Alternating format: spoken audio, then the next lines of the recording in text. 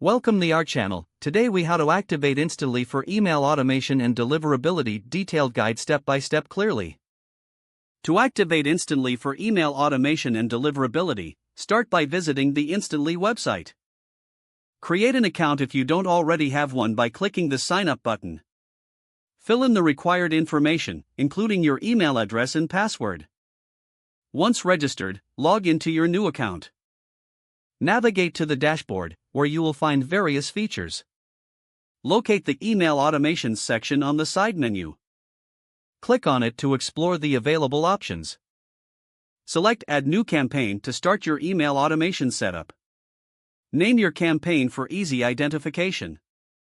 Now, decide on your target audience by importing your email list. Make sure your email list is clean and verified for optimal deliverability. Choose the type of automation you wish to implement. Options may include welcome emails, follow-ups, or promotional offers. Configure your email settings, starting with the sender's name and email address. This information is essential for building trust with your recipients. Next, craft your email content using the built-in editor.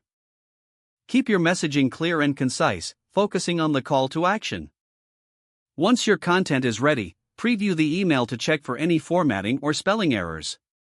After that, set your delivery schedule.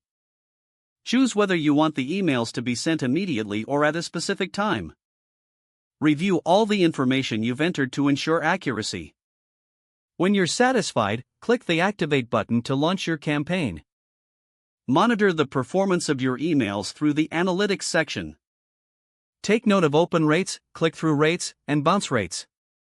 Adjust your strategy as necessary based on the performance data. Implement feedback loops and engagement strategies for better deliverability in future campaigns. Lastly, consider setting up additional automations for ongoing engagement with your audience. If the page does not load, refresh the browser or try again in a private or incognito window. Don't forget to like this video and subscribe to our channel for more step-by-step tech guides.